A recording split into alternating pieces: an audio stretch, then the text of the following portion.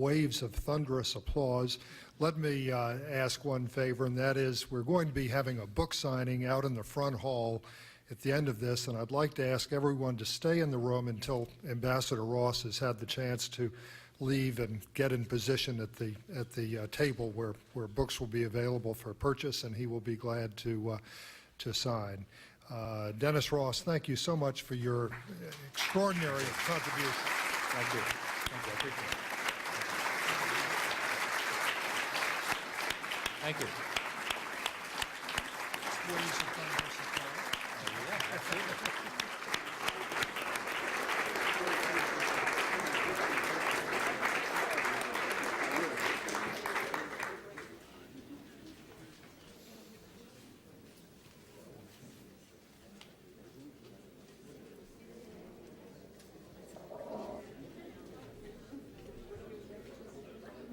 Okay, class is dismissed. You're too kind. We're going to do this for lunch. Yes, Thank you so much for that. I got a lot more, but I didn't want to know.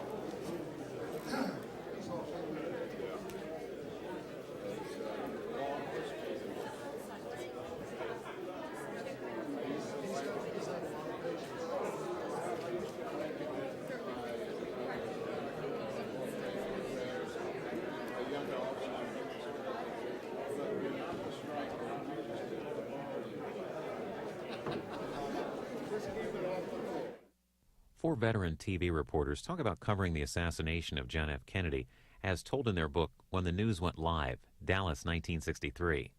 See it tonight at 8 Eastern on C-SPAN 2.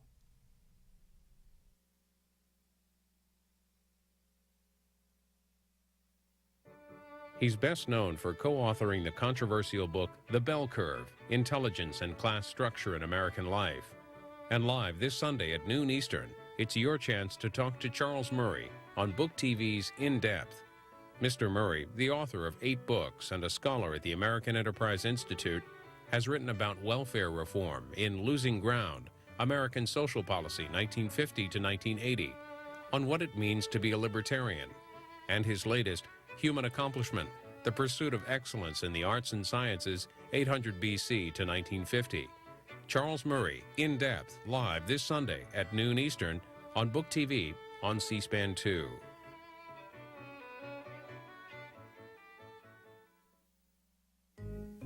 Sunday on Afterwards, Essie Mae Washington Williams on her Dear Senator, a memoir by the daughter of Strom Thurmond. Our guest interviewer is Tennessee Congressman Harold Ford Jr. Afterwards, every Sunday at 6 and 9 p.m. Eastern on Book TV on C-SPAN 2.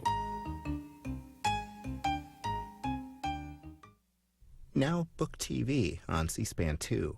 Every weekend, we bring you 48 hours of nonfiction books, history, biography, and public affairs, Saturday morning at 8 through Monday morning at 8 a.m. Eastern. Now a panel on poetry for children with the Weekly Standard's Joseph Bottom and William Crystal, National Endowment for the Arts Chairman Dana Gioia, Vanity Fair columnist Christopher Hitchens, and author Mary Eberstadt. It's an hour 20 minutes.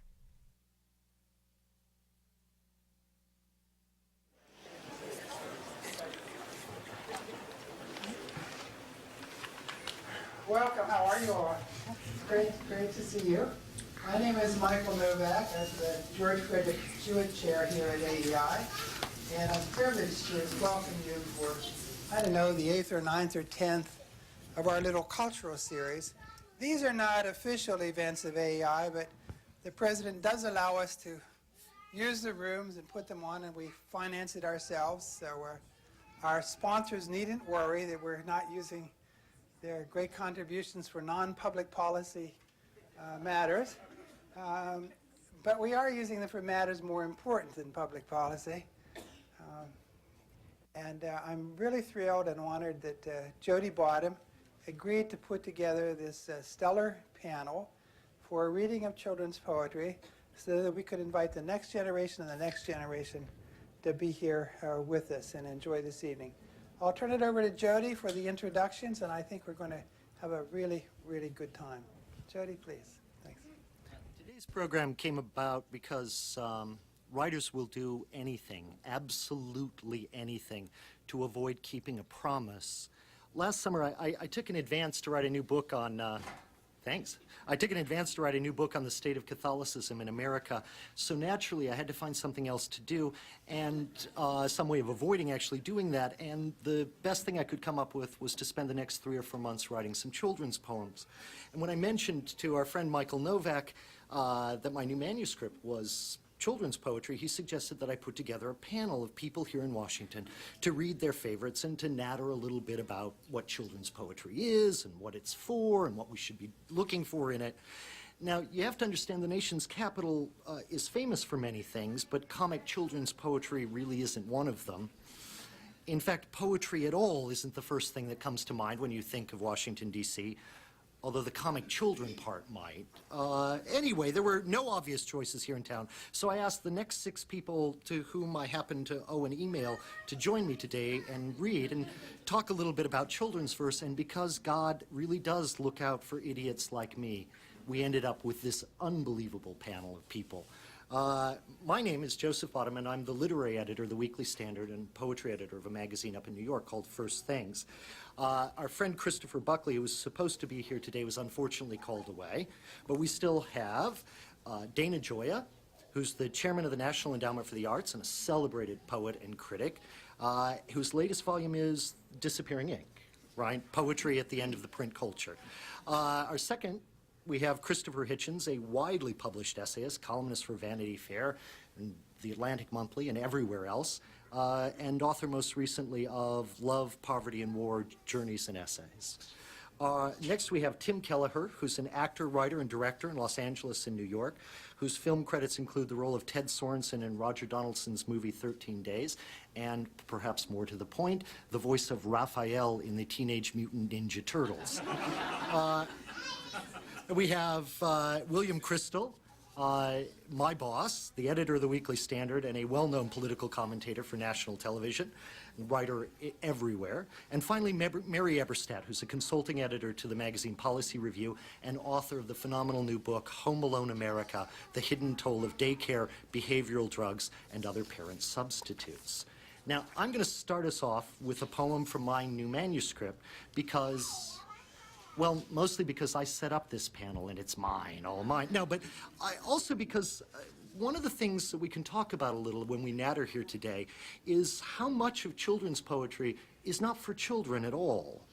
Or maybe what I mean is that a lot of children's poems run on 2 levels at the same time. There's the bounce, the tum, to-da-tum, to-da-tum, and the speed and the nonsense that children love.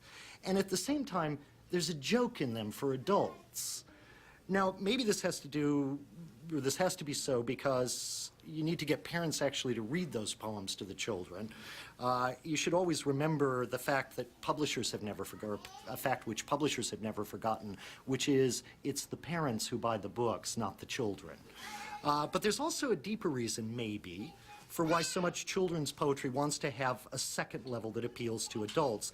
Anyway, this poem of mine is called Reading by Osmosis.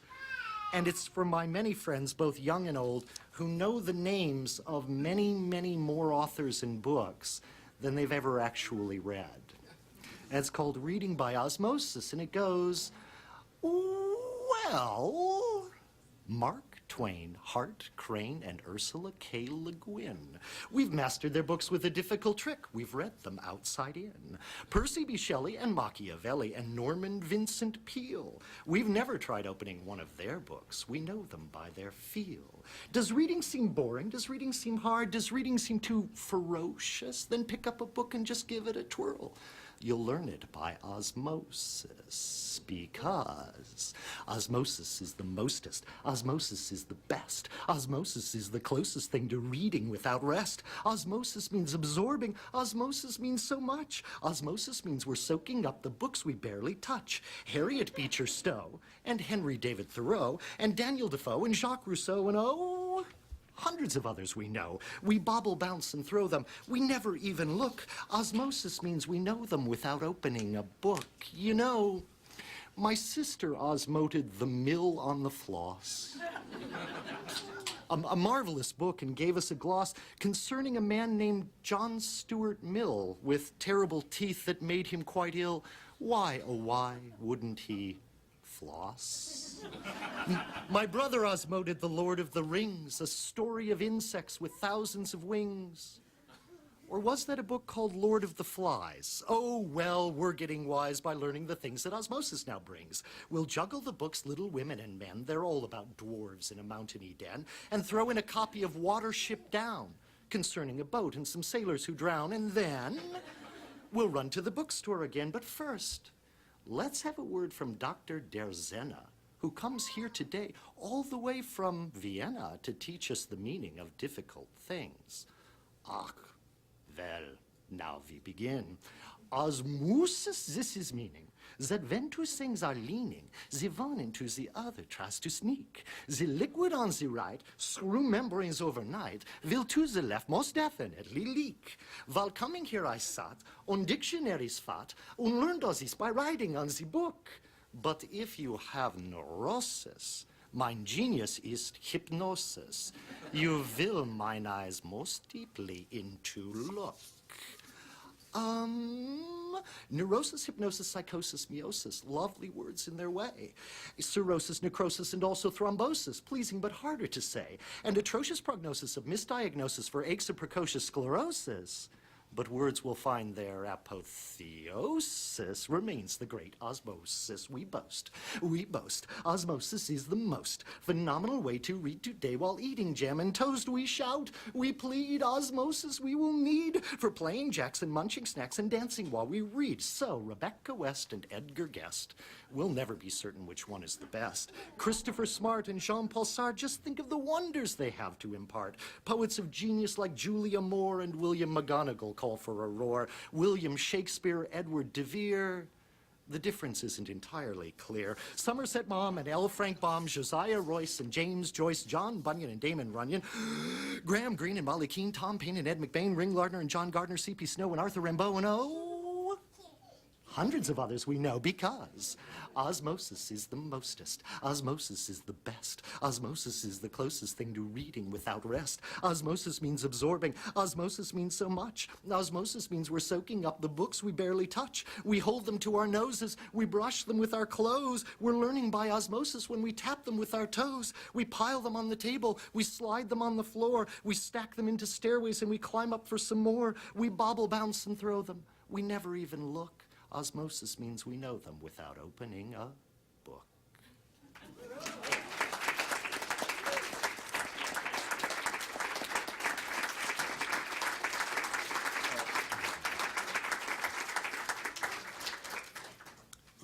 Well, since Jody recited a poem that danced, I'll do one that tells a story.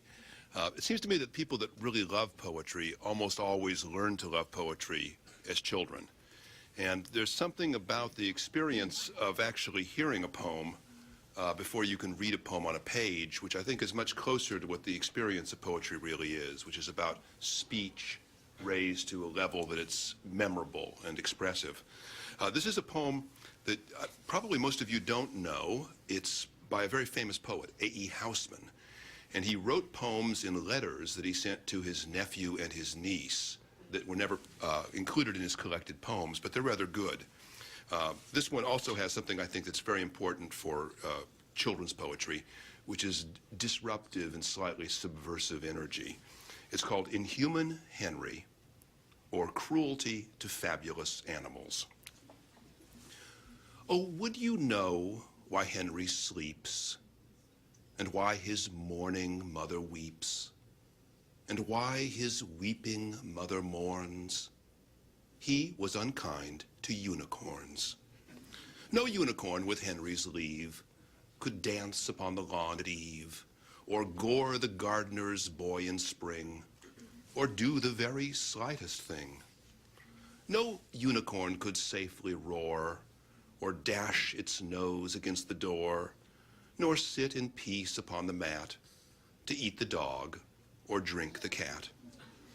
Henry would never in the least encourage the heraldic beast. If there were unicorns about, he went and let the lion out.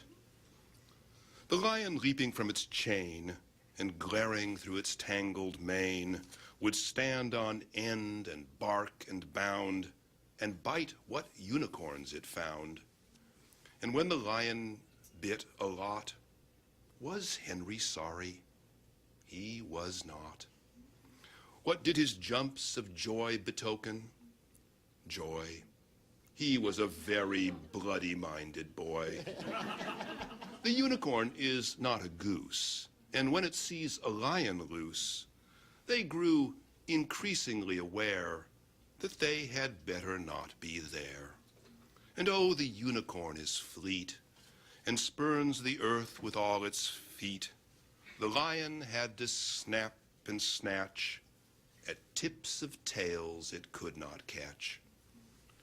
Returning home in temper bad, it met the sanguinary lad, and clasping Henry with its jaws, his claws, it took his legs between his jaws.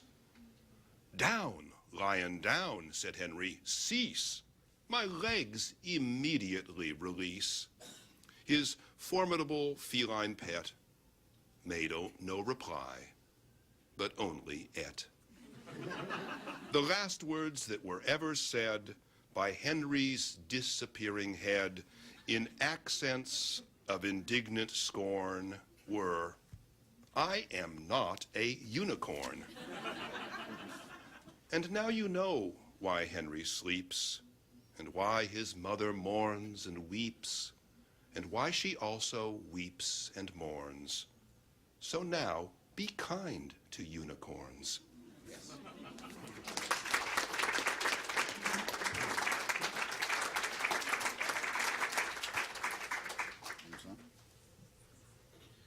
Ladies and gentlemen, yes, that's good. You see before you, in the empurpled nose that looks as if a door has been slammed on it, or as if it's stopped a fist in a fight, the nose of a father who went sledding neither wisely nor too well in a frozen Washington this weekend. When I was small, I was made to listen to a lot of hymn tunes. I think my childhood otherwise was rather prosaic. But when I began to feel that I had some ear for poetry, it was in the ear. It was the feeling that if it was poetry, it would be memorized, or could be memorized, and that this was the oral tradition, extending backwards to Homer. And I became almost dogmatic about it. If you can't memorize it, it probably isn't a very good poem. At a school which my father later helped to run, there was a poetry competition every year for the boys, and it was called a poetry saying competition, which I thought was very well put. The poetry saying would be held. And an old boy of the school, Cecil Day Lewis, used to come and judge the poetry saying, and he became the first person I ever asked shyly to sign a book for me, and I have it still. But that might be too grave an introduction to what I propose to recite, which is a piece of nonsense from Lewis Carroll, the Reverend Dodgson. This is in the same city of Oxford, as I had this signature from Day Lewis. Jody and I once, he just reminded me, discussed why it was that just about the time the French invented surrealism, the English came up with nonsense. This may have been the opening of a longer battle than we know. At any rate, some of you will recognize at least some of it when I say, "'Twas brillig, and the slithy tove stood gyre and gimble in the wabe. All mimsy were the borogoves, and the momraths outgrabe. Beware the jabberwock, my son, the jaws that bite, the teeth that catch. Beware the jub-jub bird, and shun the frumnius bandersnatch. He took his vorpal sword in hand. Long time the manxome foe he sought. Then rested he by the tum-tum tree, and stood a while in thought, and as in uffish thought he stood, the jabberwock, with eyes of flame, came whiffling through the tulgey wood, and burbled as it came. 1, 2, 1, 2, and through the vorpal blade went snicker-snack. He left it dead, and with its head he went galumphing back. And hast thou slain the jabberwock? Come to my arms, my beamish boy. O frabjous day, Callooh, Calais, he chortled in his joy. 'Twas brillig and the slithy toves, to Gar and Gimble in the wabe, all mimsy were the borogoves, and the memraths out great. Voila.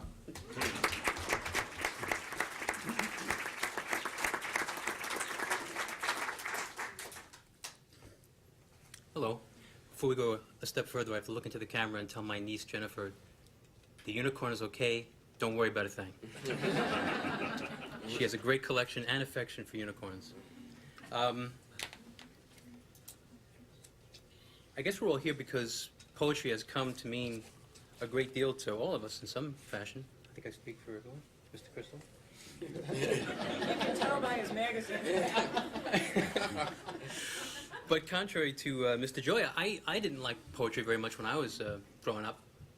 And it wasn't until I was at least well into college that I actually started enjoying poetry because I started writing poems, not knowing a thing about how it was done. And I guess I caught Jody napping one day because he agreed to publish one of them. I'm going to read, the first poem I'm going to read is from Jody's collection. And I think it's obvious why. Robert and Martha and sweet little Joe, sweet, sweet Joe, were the pleasantest children that you'll ever know. Robert and Martha and Joe. They picked up their toys, they ate all their peas, they never made noise, they always said, please. Each was a precious and wonderful jewel, while sometimes they even left early for school. But once they got outside, they kicked the neighbor's cat, they stole a baby's hat, and they tripped old Mr. Johnson so he fell down with a splat. Then Martha punched the boy so Joe could grab his toy while young Robert looked for something he could easily destroy. To students, they were rude. In their classes, they were booed, and they broke into the lunchroom to add pepper to the food. They sang off-key in choir, and they slashed their teacher's tire, and while walking home that afternoon, they set a church on fire. Oh, Robert and Martha and sweet little Joe, sweet, sweet Joe.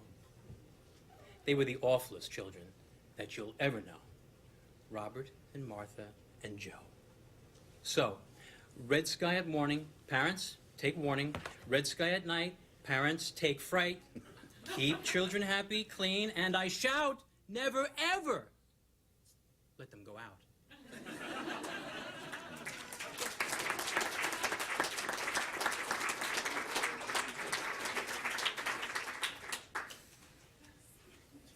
You know those games or puzzles where there are those lists and you're supposed to pick out, this is I think also on tests, on SATs, who or what doesn't fit in this list. I feel that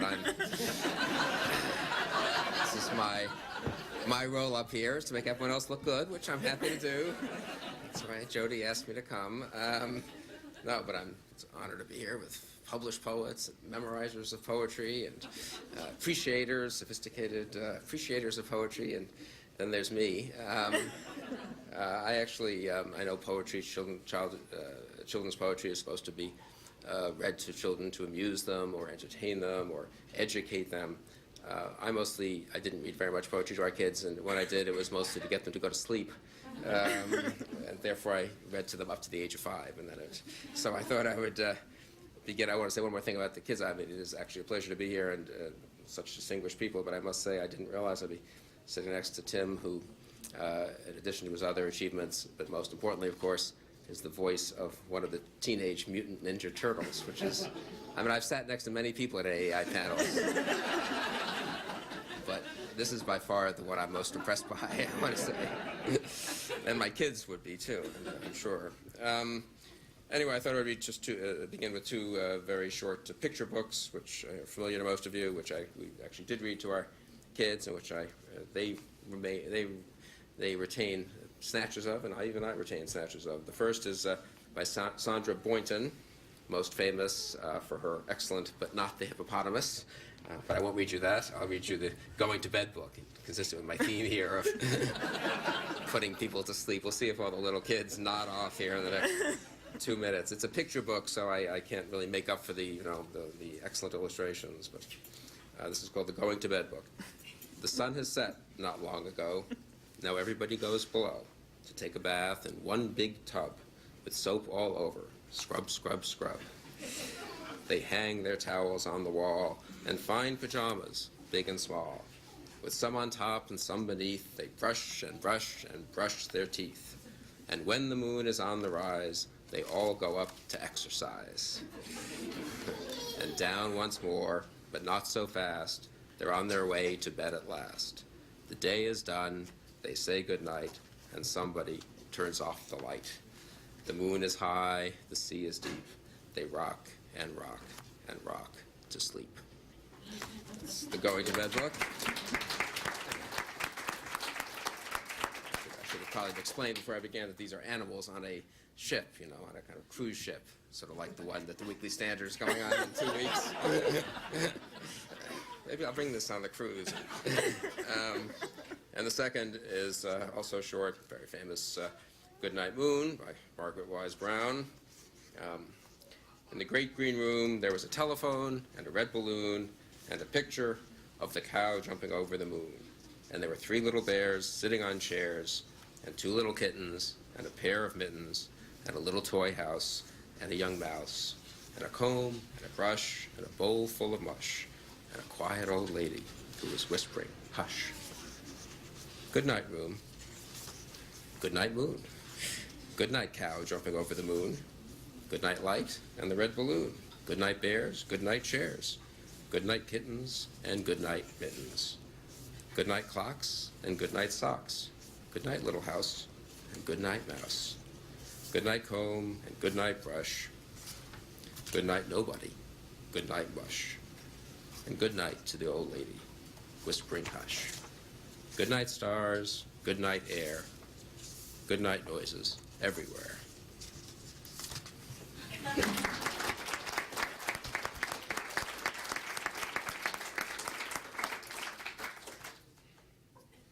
Well, I feel a little like Bill here. As best I can tell, I'm here for one of 2 reasons, neither particularly elevated. One, because Jody's my friend and he's allowing me to shamelessly exploit the occasion to mention my new book, Home Alone America. And the other, even more politically incorrect reason is that it was my great good fortune to marry well, and in particular to marry Nicholas Nash Eberstadt, who is the grandson of Ogden Nash, and which is to say Ogden Nash's poetry is fairly well known in our household. And I thought I would start by reading one called The Adventures of Isabel.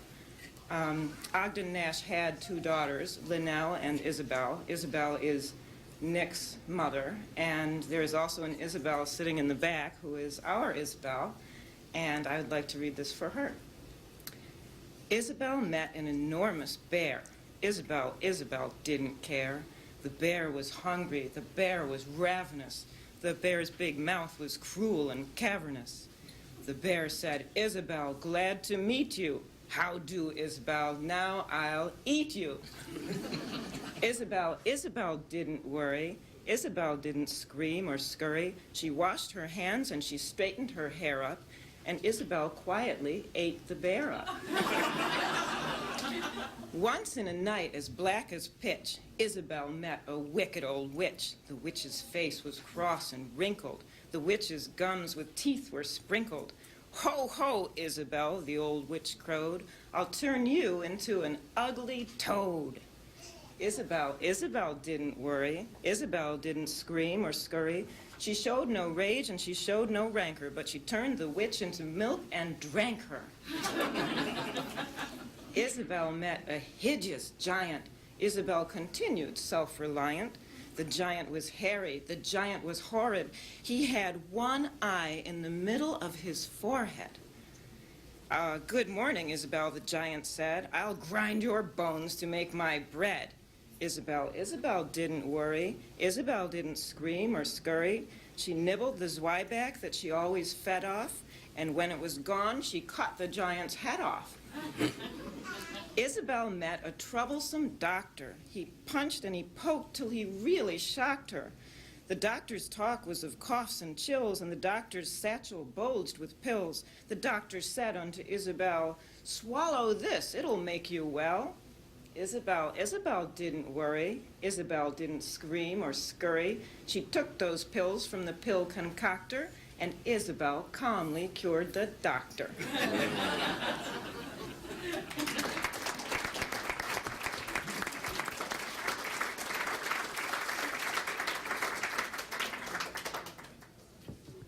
One of the things we think about, the problem for anybody who wants to write or read children's poetry, is that almost all the great children's poetry seems to have been written around 1911.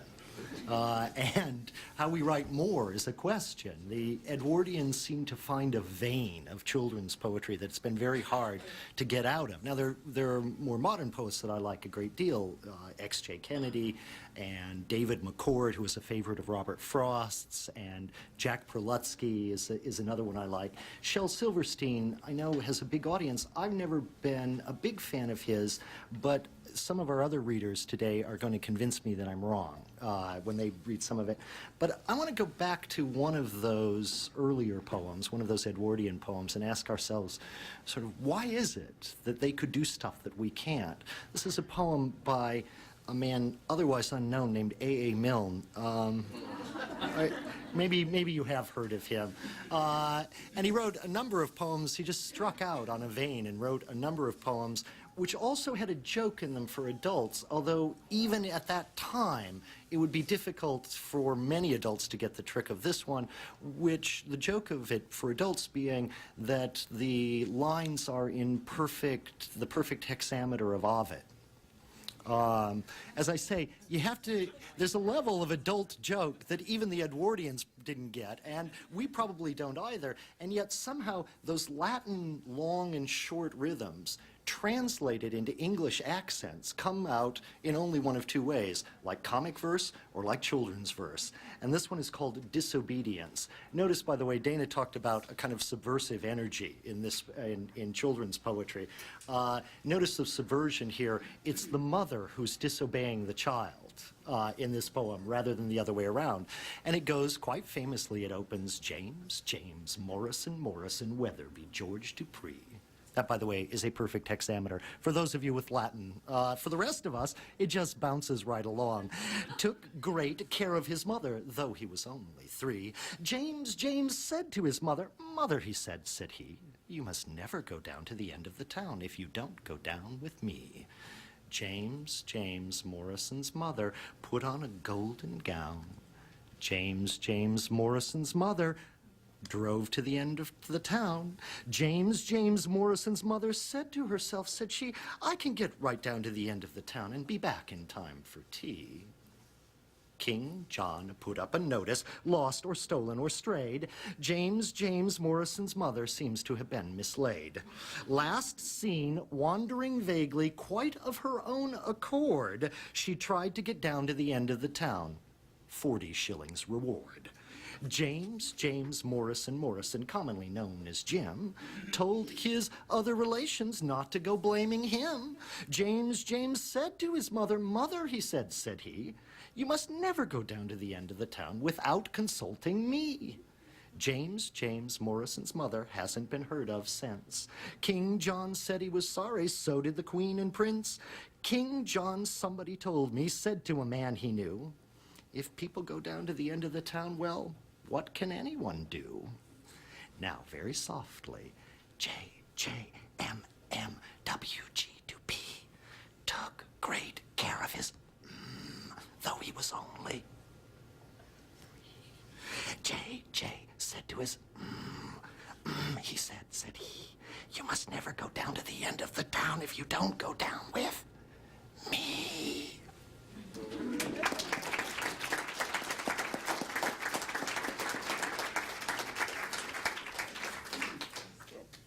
I want to read a poem by Ogden Nash. Let me turn this on. I want to read a poem by Ogden Nash, too. This is a poem that my mother read to me when I was a little boy. I think she found it in the Saturday Evening Post. I can't figure out any other way a contemporary poem would have entered our working-class household in Hawthorne, California. And this poem, among its many virtues, has one of my favorite rhymes. I won't give you the whole rhyme, but it's the rhyme that rhymes with household. It's called The Tale of Custard the Dragon, which keeps my theme of fabulous animals going. Belinda lived in a little white house with a little black kitten and a little gray mouse, and a little yellow dog and a little red wagon, and a realio, trulio, little pet dragon. Now the name of the little black kitten was Ink, and the little gray mouse, she called her Blink. And the little yellow dog was sharp as mustard, but the dragon was a coward, and she called him Custard. Custard the dragon had big, sharp teeth, and spikes on top of him and scales underneath, mouth like a fireplace, chimney for a nose, and realio, trulio, daggers on his toes. Belinda was brave as a barrel full of bears, and Ink and Blink chased lions down the stairs. Mustard was brave as a tiger in rage, but Custard cried for a nice, safe cage. Belinda tickled him. She tickled him unmerciful. Ink, Blink, and Mustard, they rudely called him Percival. They all sat laughing in the little red wagon at the realio, trulio, cowardly dragon. Belinda giggled till it shook the house, and Blink said, "Week," which is giggling for a mouse. Ink and Mustard rudely asked his age, when Custard cried for a nice, safe cage. Suddenly they heard a nasty sound, and Mustard growled, and they all looked around. "Meouch," cried Ink. "Ooh," cried Belinda, for there was a pirate climbing in the window. Pistol in his left hand, pistol in his right, he held his teeth in his teeth, a cutlass sprice. His beard was black, one leg was wood. It was clear that the pirate meant no good. Belinda paled, and she cried, "Help, help!" But Mustard fled with a terrified yelp. Ink trickled down to the bottom of the household, and the little mouse, Blink, strategically mouseholed. But up jumped Custard, snorting like an engine, clashed his tail like irons in a dungeon. With a clatter and a clank and a jangling squirm, he went at the pirate like a robin at a worm. The pirate gaped at Belinda's dragon and gulped some grog from his pocket flagon. He fired 2 bullets, but they didn't hit, and Custard gobbled him every bit. Belinda embraced him, Mustard licked him. No one mourned his pirate victim. Ink and Blink and Glee did gyrate around the dragon that ate the pirate. Belinda still lives in her little white house with her little black kitten and her little gray mouse and her little yellow dog and her little red wagon and her realio, trulio, little pet dragon. Belinda is brave as a barrel full of bears, and Ink and Blink chase lions down the stairs. Mustard is brave as a tiger in a rage, but Custard keeps crying for a nice, safe cage.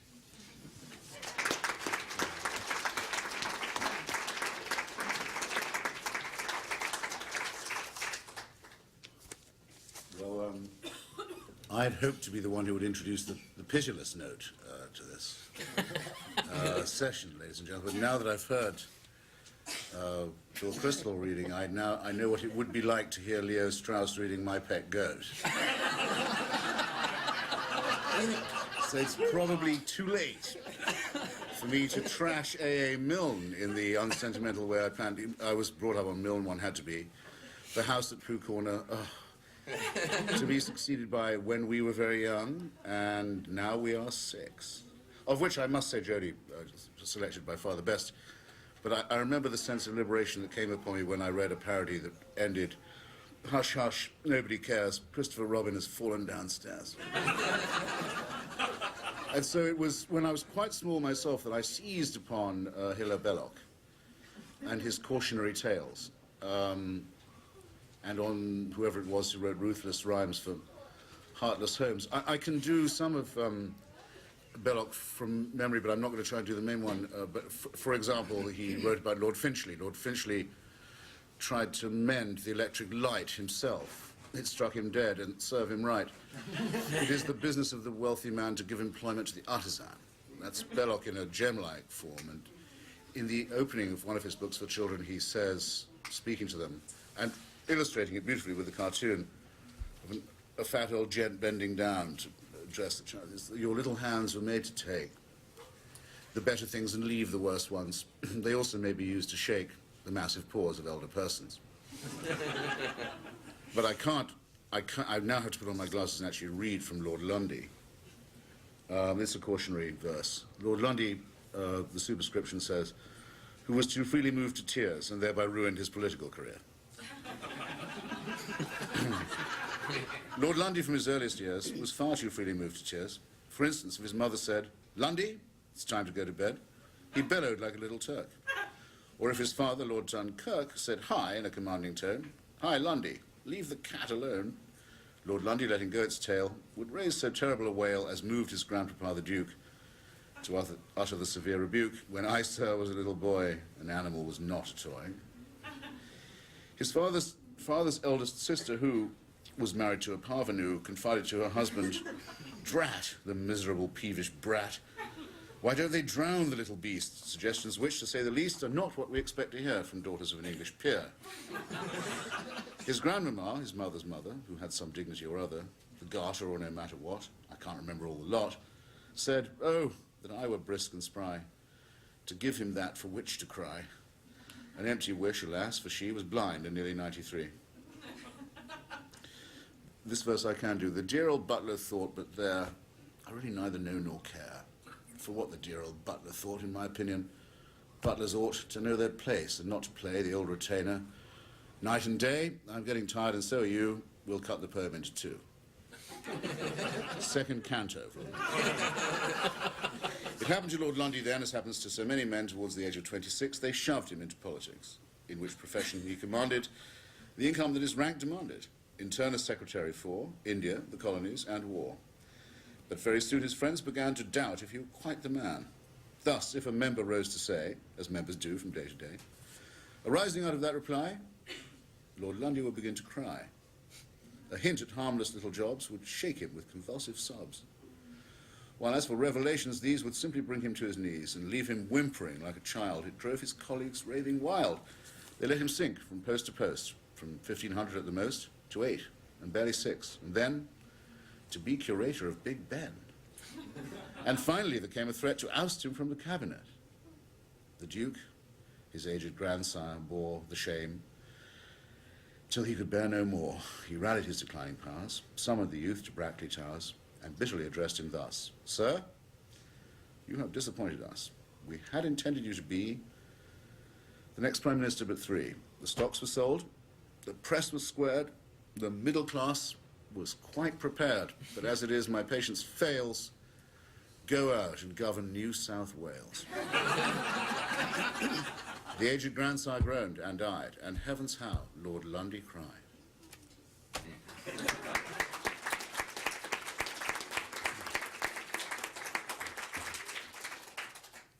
Okay, let's have a show of hands. How many people in this room under the age of 12 are still awake?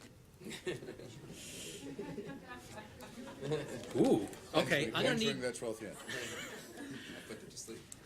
I'm gonna need your help in reading this next poem by Mr. Jody Bottom. Okay, and when I do need it, I'll give a little wave of a hand. So pay attention and help me out, okay? I didn't hear you. What? I'll take that as a yes. This poem is called Bugs. I once took a ladybug home to tea, down by the root of a juniper tree, and the ladybug fell asleep. I once saw a tipsy, bumbling bee slurping the juice of a slow plum tree, and the bee buzzed, and the ladybug fell asleep.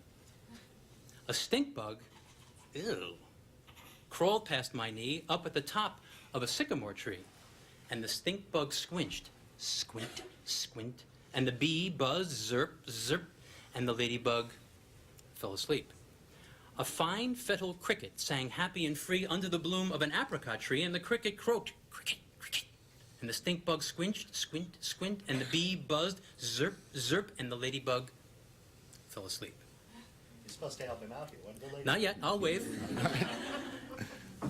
A grasshopper hopped in the grass near me, slow as a hound by a dogwood tree, and the grasshopper moaned, and the cricket croaked, cricket, cricket, and the stink bug squinched, squint, squint, and the bee buzzed, zzz, zzz, and the ladybug fell asleep. I once knew a fly who decided to flee deep in the shade of an old oak tree, and the fly breezed, bzzz, bzzz, and the grasshopper moaned, and the cricket croaked, cricket, cricket, and the stink bug squinched, squint, squint, and the bee buzzed, zirp, zirp, and the ladybug fell asleep. I had no food for a hungry flea, leaving his friends in a lone pine tree, and the flea flew away in a huff. And the flea breezed, bzz, bzz, and the grasshopper moaned, and the cricket croaked, cricket, cricket, the stink bug squinched, squint, squint, and the bee buzzed, zip, zip, and the ladybug fell asleep.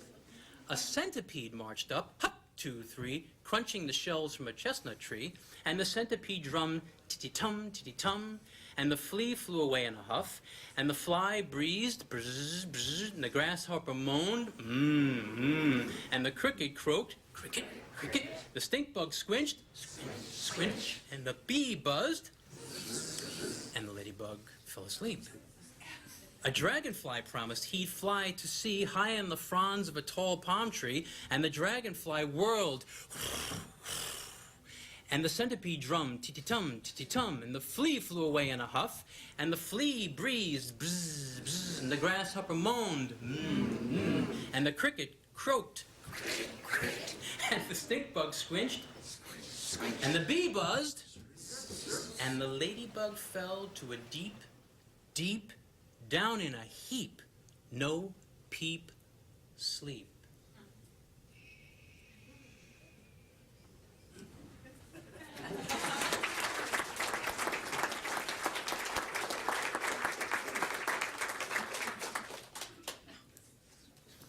Picked up my sleep theme there. The thing about A. Milne and Ovid, we all knew that down at this side of the table, really. You know, Sandra Boynton was more influenced by Horace, actually. I could give a little disquisition on that, but I won't. Well, even though I was a neglectful poetic parent, my wife, Susan, actually did read the kids occasionally some decent poetry, and that was inspired, I think, by her mother, who read Susan and her sisters and brother poetry, and Louise Goldman Scheinberg, Susan's mother's favorite poem, was from Robert Louis Stevenson's Child's Garden of Verse, and it's called Where Go the Boats. Dark brown is the river, golden is the sand, it flows along forever with trees on either hand. Green leaves are floating, castles of the foam, boats of mine a boating, where will all come home? On goes the river and out past the mill, away down the valley, away down the hill, away down the river, 100 miles or more. Other little children shall bring my boats ashore.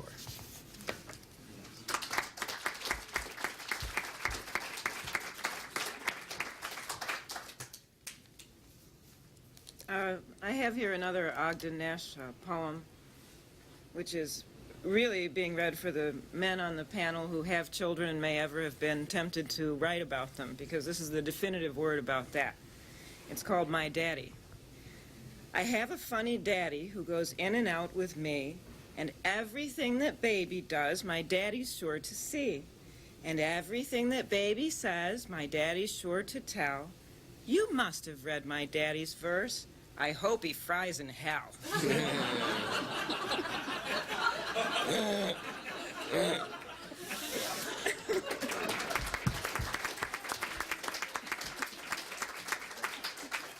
What do you have to say to that, Jim? I know. One uses one's children because when you're writing, anything will do for a topic, and they're always around.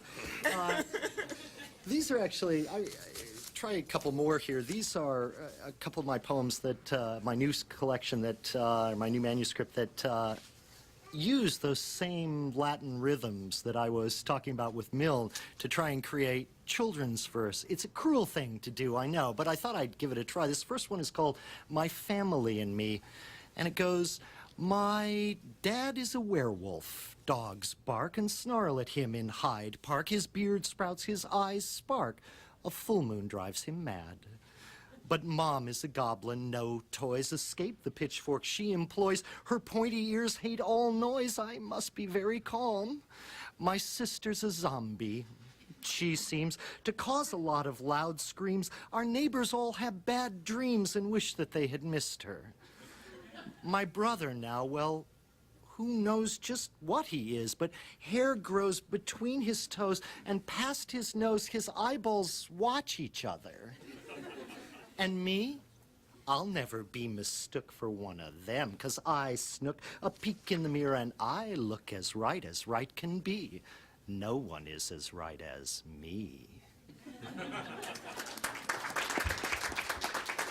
This second, which has is sort of a pair, it has the same or similar rhythm.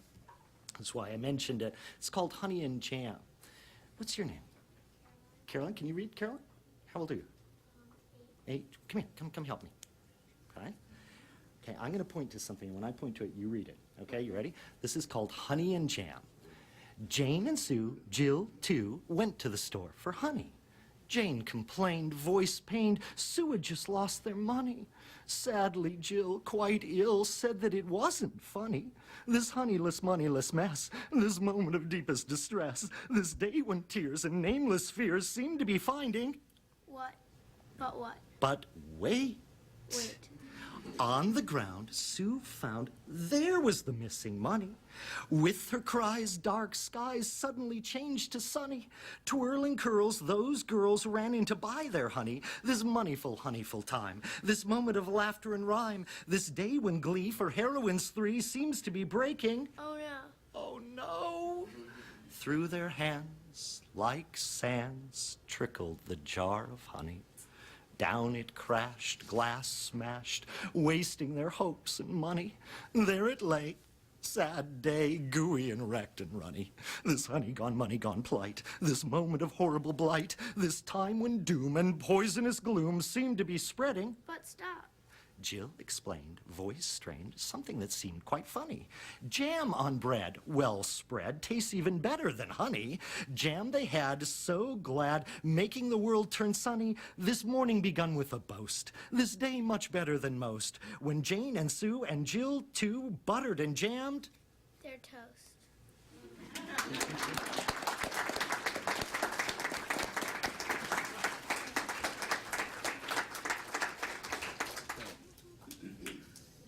I'm going to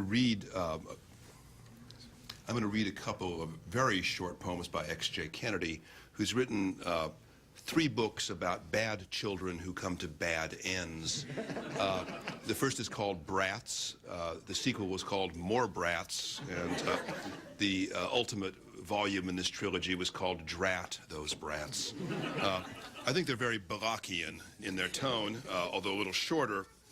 And so you'll hear the sad stories of John, of Lars, of Randall, and Eloise.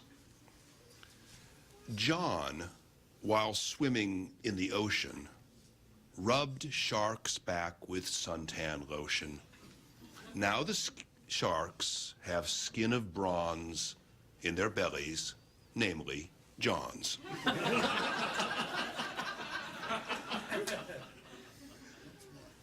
On his motorbike, Lars stands, roaring past us. Look, no hands.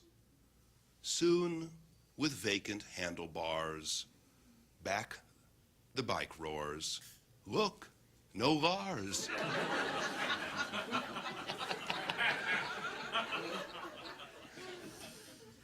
At the fireworks show, rash Randall, clinging to a Roman candle, took off, whoosh, across the dark. That lad, said Dad, will make his mark. And finally, campfire cooking Eloise fed a grizzly melted cheese to find out, did it like Welsh rarebit? Eloise was what the bear bit.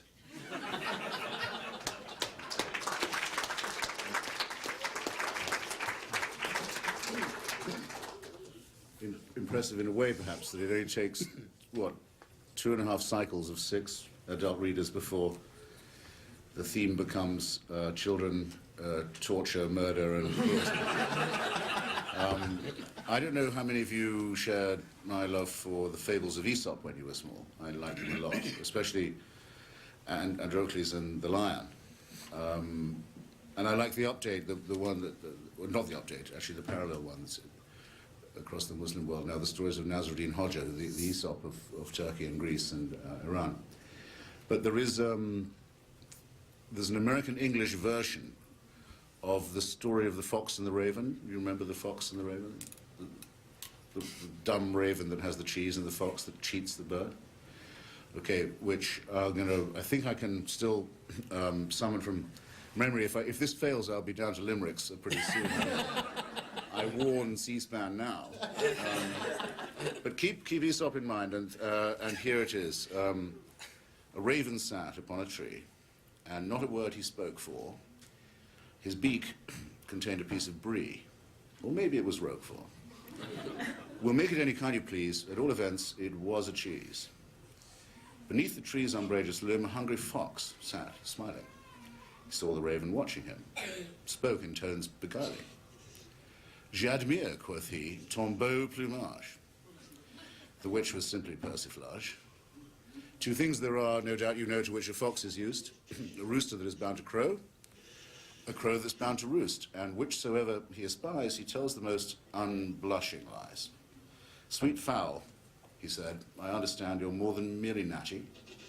I hear you sing to beat the band, and Adelina Patty. Pray render with your golden tongue a bit from Götterdammerung.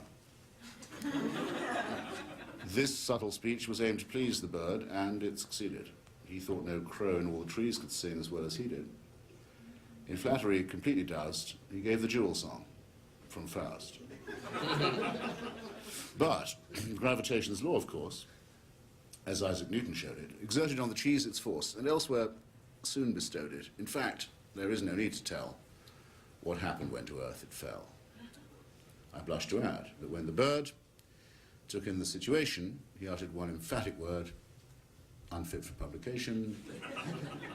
The fox was greatly startled, but he only sighed and answered, tut. The moral is, a fox is bound to be a shameless sinner.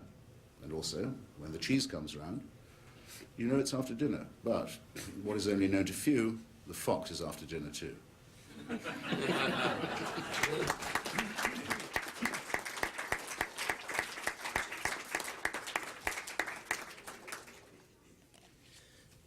This next poem, I hesitated to bring in, and Jody said it was probably a good idea to bring it in. It's kind of a somber poem by Gerard Manley Hopkins, who wrote it in 1880, one September day, and wrote to his good friend Robert Bridges, who I believe was the poet laureate at the time of England, yeah? That he was not very happy with it. He said it wasn't based on a real incident, but it has to do with mortality and, I think children understand something about that. Anyway, it goes something like this. Margaret, are you grieving over Golden Grove unleaving? Leaves like the things of man you with your fresh thoughts care for, can you? As the heart grows older, it'll come to such sights colder by and by, nor spare a sigh, though worlds of wanwood leaf meal lie.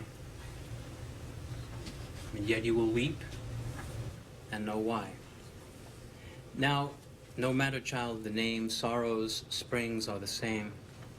Nor mouth had known, nor mind expressed what heart heard, ghost guessed. It is the blight that man was born for. It is Margaret you mourn for.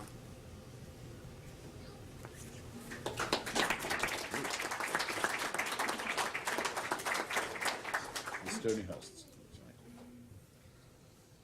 I was actually going to read a poem from, an additional poem from A.A. Milne, but I'm so terrified of Christopher's, contempt and for such maudlin sentimentality. I think I'll pass on that and move to the safe refuge of T.S. Eliot, who is that okay with you? It's okay. He's mean-spirited enough, I think, Especially if it's feline. Right, it is feline, right. Mildly anti-Semitic, like Hilaire Belloc, so that's kind of a sub-theme of this panel, right? The early 20th century oddball British poets. And this is appropriate because American in this case, like quasi-British, right? That's it. Belloc was French.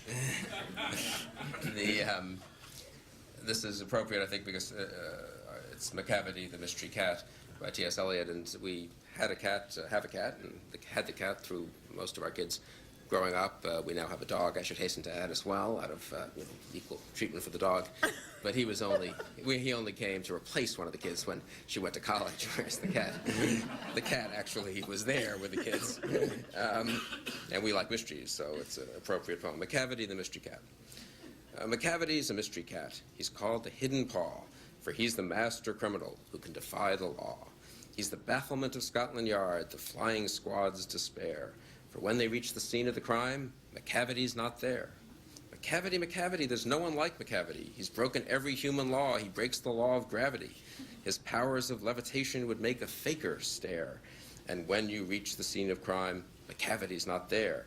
You may seek him in the basement, you may look up in the air, but I tell you once and once again, Macavity's not there. Macavity's a ginger cat. He's very tall and thin. You'd know him if you saw him, for his eyes are sunken in. His brow is deeply lined with thought. His head is highly domed. His coat is dusty from neglect. His whiskers are uncombed. He sways his head from side to side with movements like a snake. And when you think he's half asleep, he's always wide awake.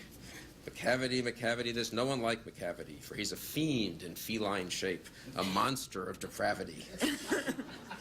You may meet him in a by-street, you may see him in the square, but when a crime's discovered, then Macavity's not there. He's outwardly respectable. They say he cheats at cards. And his footprints are not found in any file of Scotland Yards.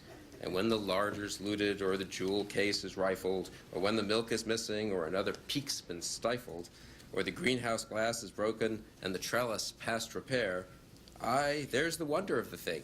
Macavity's not there. And when the Foreign Office finds a treaty's gone astray, or the Admiralty lose some plans and drawings, by the way, there may be a scrap of paper in the hall or on the stair, but it's useless to investigate. Macavity's not there. And when the loss has been disclosed, the Secret Service says, it must have been Macavity, but he's a mile away. You'll be sure to find him resting, or a licking of his thumbs, or engaged in doing complicated long division sums. Macavity, there's no one like Macavity. There never was a cat of such deceitfulness and suavity. He always has an alibi, and one or two to spare. At whatever time the deed took place, Macavity wasn't there. And they say that all the cats whose wicked deeds are widely known, I might mention Mungo Jerry, I might mention Griddlebone, are nothing more than agents for the cat who all the time just controls their operations, the Napoleon of crime.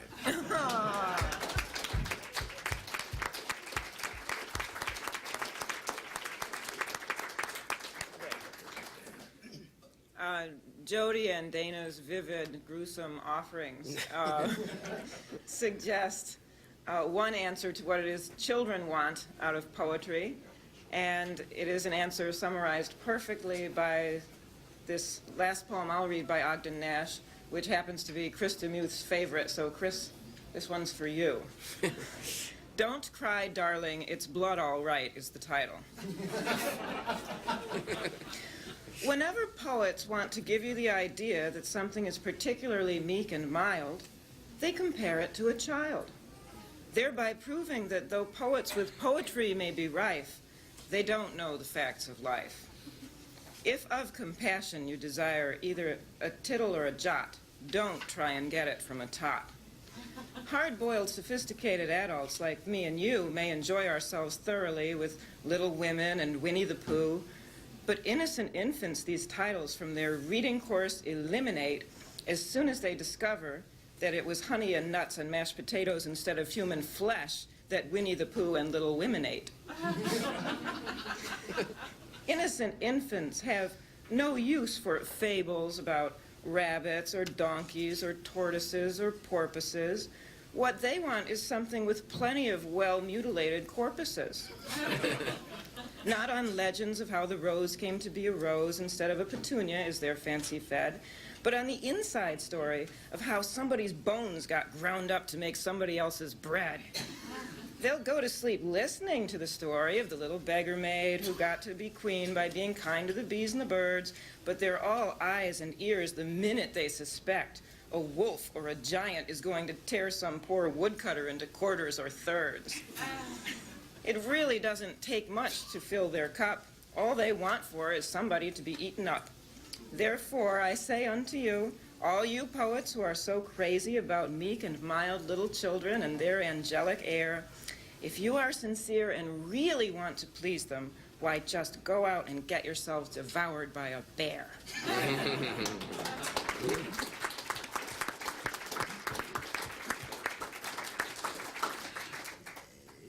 Hearing Tim read Spring and Fall to a young child reminds me of, there is a sadness in children's poetry. I mean, you know, some of the poems that children like, there's a reason that some of Edgar Allan Poe's poetry, for instance, Annabel Lee and the rest of it, have a kind of resonance. I think trying to read your children only bouncy, happy poetry is a little like feeding them Ritalin. And I offer this to Mary, who's just written the book about how we shouldn't be doing that. It seems to me, of course, you can go overboard. Kenneth Graham, who wrote The Wind in the Willows, once edited an anthology of Victorian children's verse in which he said that there was enough Victorian children's verse about funerals that one could make a nice little anthology of funerary verse for the education of children, and that he decided, though, he wasn't going to do that. But still, there is a harder edge that children's poetry can have. This is not the best of them. This is a poem of mine that strikes me as perhaps the most anti-school thing I've ever written. It's called My Fall, and it goes, "School's neat, take your seat, that's what teachers said. Some fools like rules, I replied instead. Hauled out, parents shout, world turn gray and slow, please don't, I won't, and back to school I go. But the sky's not fooled, and the wind unschooled whispers through the trees that the hills have seats where the air tastes sweet and long grass sways with the breeze, and the leaves need lots of watching, tumbling as they fall, and from the south the wild geese look back as if to call, come, come, come with us, dwindling with the fall, fading as they call. School's fine, stand in line, teacher says next day. I do, it's true, listen and obey. New pens, new friends, timesing 6 by 4, new days, new ways as teacher shuts the door. But the unpenned wind in the open sky writes with whispered sound of forgotten joys and friendless toys that played along the ground.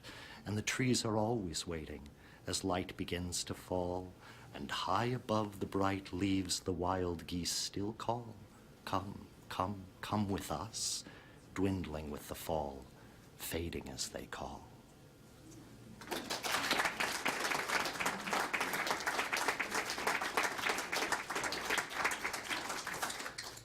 I'm going to also read a sort of an elegiac poem. I mean, I think having dispatched so many children already on this panel, We should have their funerals. yeah, the least we can do is have an elegy. This is also by X.J. Kennedy, who told me that he had once, a little girl who had lived down the street died, and he had never met her, but he had seen her in the front yard skipping rope. Little elegy for a child who skipped rope. Here lies resting, out of breath, out of turns, Elizabeth, whose quick silver toes, not quite, cleared the whirring edge of night. Earth, whose circles round us skims, till it catch the lightest limbs. Shelter now, Elizabeth, and for her sake, trip up death.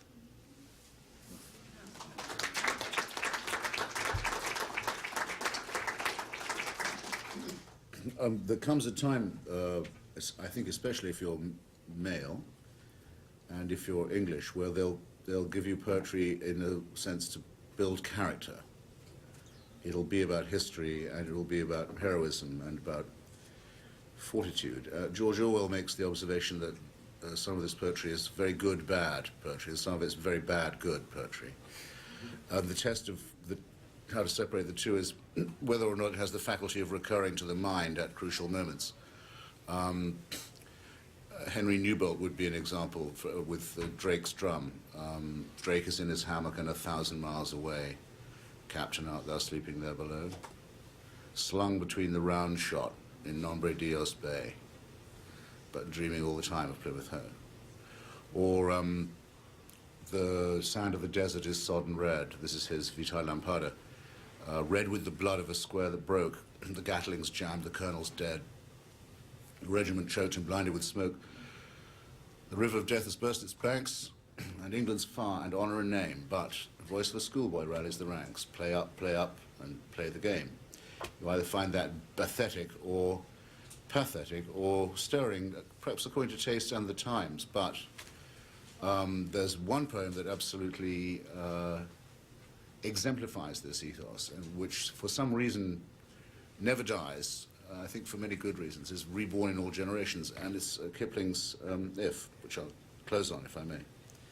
If you can keep your head when all about you are losing theirs and blaming it on you, if you can trust yourself when all men doubt you, but make allowance for their doubting too, if you can wait and not be tired by waiting, or being lied about, don't deal in lies, or being hated, don't give way to hating, and yet don't look too good, nor talk too wise, if you can dream and not make dreams your master, if you can think and not make thoughts your aim, if you can meet with triumph and disaster and treat these two impostors just the same, if you can bear to hear the truth you've spoken, twisted by knaves to make a trap for fools, or watch the things you gave your life to broken, and stoop and build them up with worn-out tools. If you can make one heap of all your winnings and risk it on one turn of pitch and toss and lose, and start again at your beginnings and never breathe a word about your loss, if you can force your heart and nerve and sinew to serve your turn long after they are gone, and so hold on, well, there is nothing in you except the will that says, hold on. If you can talk with crowds and keep your virtue, or walk with kings, nor lose the common touch, if neither foes nor loving friends can hurt you, and all men count with you, but none too much, if you can fill the unforgiving minute with 60 seconds worth of distance run, yours is the world, and everything that's in it. And what is more, you'll be a man, my son. Yeah.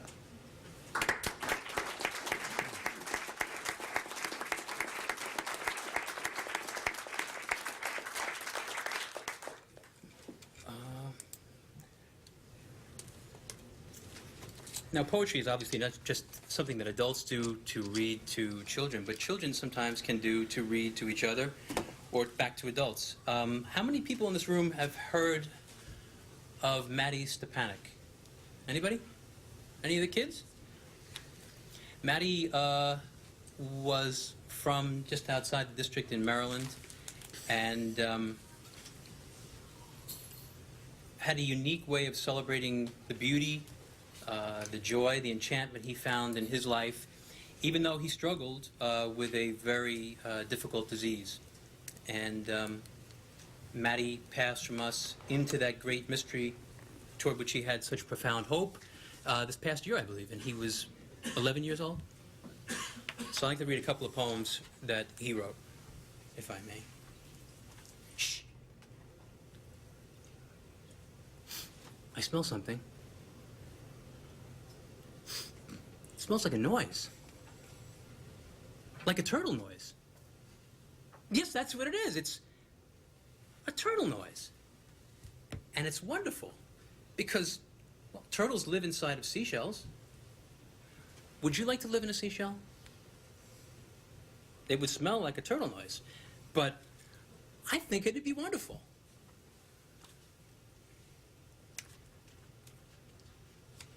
Let's see here. This one is called Important Things. When I grow up, I think maybe I'll be a snowman because when it snows outside, I'll already be cold and like it. And children will play with me and laugh and sing and dance all around me. And those are important things to have happen when you grow up. And lastly, this one is called Leaf for a Day. Today I think I'll be a tree, or perhaps a leaf on the branch of a tree. I will feel the gentle breeze, and then I will plip off my branch and my tree and float in the wind. I will go back and forth on the breeze all the way down to the ground. And after I rest and say hello to the grass and dirt and bugs, I will call to the wind, come and take me to visit my other leaf friends and on all the other trees, please. And the gentle breeze will come and pick me up so that I can jump and dance with all of the other tree stars and tree flowers that God gave the world. What a special idea to be today.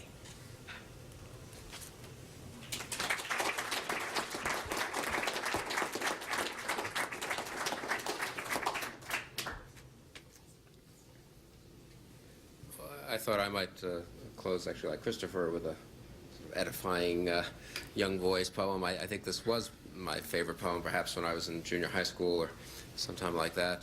This is Tennyson's Charge of the Light Brigade. It's Tennyson. You have to have one Kipling and one Tennyson in such a reading, I suppose. I think it's also relevant to today, since those of us who worry that Secretary Rumsfeld didn't send enough troops to Iraq has a certain. I just want to make one public policy reference here for Chris Demuth's sake, you know. But I'm sure we will not meet the American troops there, and our Iraqi friends will not meet the same sad end as the British in Crimea. So this is Tennyson's Charge of the Light Brigade. Half a league, half a league, half a league onward, all in the valley of death rode the 600. Forward, the Light Brigade, charge for the guns, he said. Into the valley of death rode the 600. Forward, the Light Brigade. Was there a man dismayed? Not though the soldiers knew, somewhat had blundered. Theirs not to make reply, theirs not to reason why, theirs but to do and die. Into the valley of death rode the 600. Cannon to the right of them, cannon to left of them, cannon in front of them volleyed and thundered. Stormed at with shot and shell, boldly they rode, and well into the jaws of death, into the mouth of hell, rode the 600. Flashed all their sabers bare, flashed as they turned in air, sabering the gunners there, charging an army, while all the world wondered. Plunged in the battery smoke, right through the line they broke, Cossack and Russian reeled from the saber stroke, shattered and sundered. Then they rode back, but not the 600. Cannon to right of them, cannon to left of them, cannon behind them volleyed and thundered, stormed at with shot and shell, while horse and hero fell. They that had fought so well came through the jaws of death, back from the mouth of hell, all that was left of them, left of 600. When can their glory fade? Oh, the wild charge they made, all the world wondered. Honor the charge they made, honor the Light Brigade, noble 600.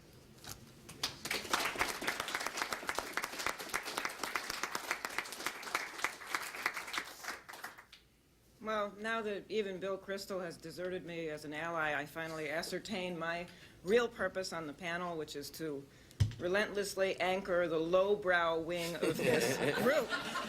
You'll notice they put it on the far right. I would like to read, in defense of Shel Silverstein, one Shel Silverstein poem. This is for the kids in the room, and it's a perfect example of what Ogden Nash was talking about so far as what kids look for in poetry. It's called Screamin' Millie, and it's been a big hit in my house. Millie McDevitt screamed a scream so loud it made her eyebrows steam. She screamed so loud her jawbone broke. Her tongue caught fire, her nostrils smoked. Her eyeballs boiled and then popped out. Her ears flew north, her nose went south. Her teeth flew out, her voice was wrecked. Her head went sailing off her neck. Over the hillside, crossed the stream, into the skies it chased the scream. And that's what happened to Millie McDevitt. At least I hope all you screamers believe it.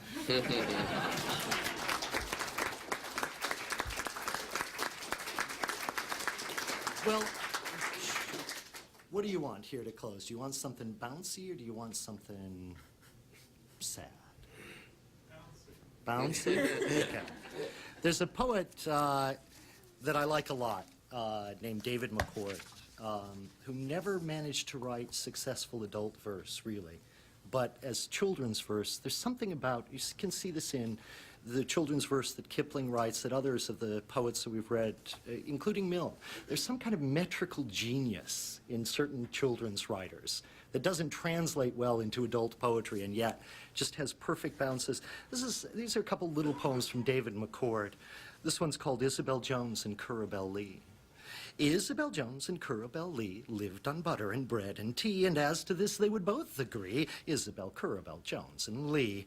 Isabel said, well, prunes have stones, they aren't a promising food for Jones. Curabell said, well, as for me, tripe is a terrible thing for Lee.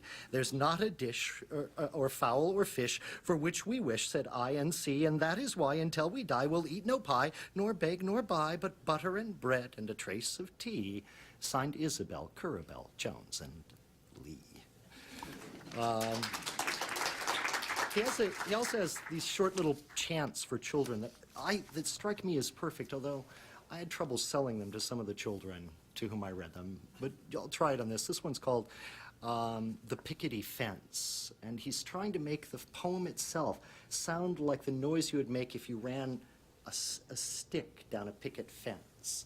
And it goes, the pickety fence, give it a lick, it's a pickety fence, give it a lick, it's a clickety fence, give it a lick, it's a lickety fence, give it a lick with a rickety stick, pickety, pickety, pickety, pick. And finally, to end it here this evening, I want to read one more chant from him, which is called Every Time I Climb a Tree. And it goes, every time I climb a tree, every time I climb a tree, every time I climb a tree, I scrape a leg or skin a knee, and every time I climb a tree, I find some ants or dodge a bee and get the ants all over me. And every time I climb a tree, where have you been, they say to me. But don't they know that I am free? Every time I climb a tree, I like it best to spot a nest that has an egg or maybe three, and then I skin the other leg. But every time I climb a tree, I see a lot of things to see. Swallows, rooftops, and TV, and all the fields and farms there be. Every time I climb a tree, though climbing may be good for ants, it isn't awfully good for pants, but still it's pretty good for me. Every time I climb a tree.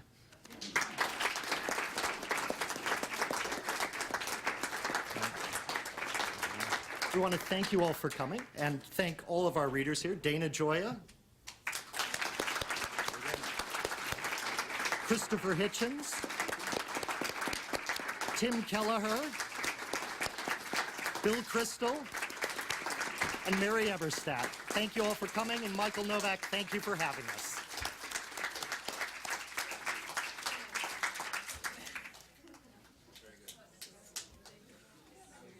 The book I was trying to find, I couldn't have James Morrison.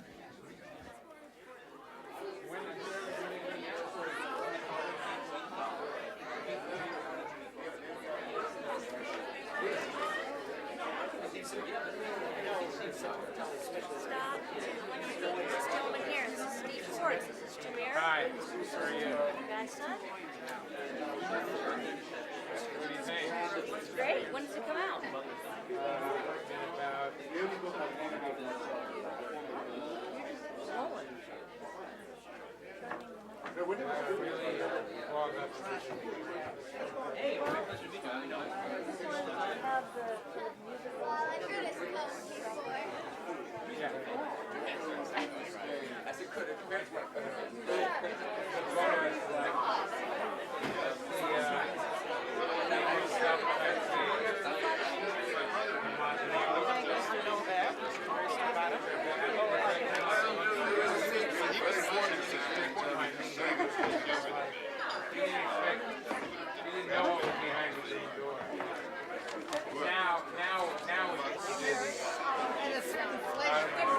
This panel was hosted by the American Enterprise Institute, on the web at aei.org. In exit surveys, the #1 issue on voters' minds in the 2004 election was moral values. Neuroscientist Sam Harris takes a critical look at the role of religion in public life in his new book, The End of Faith, Religion, Terror, and the Future of Reason. Church and State, Sunday at 10:30 a.m. Eastern, here on Book TV.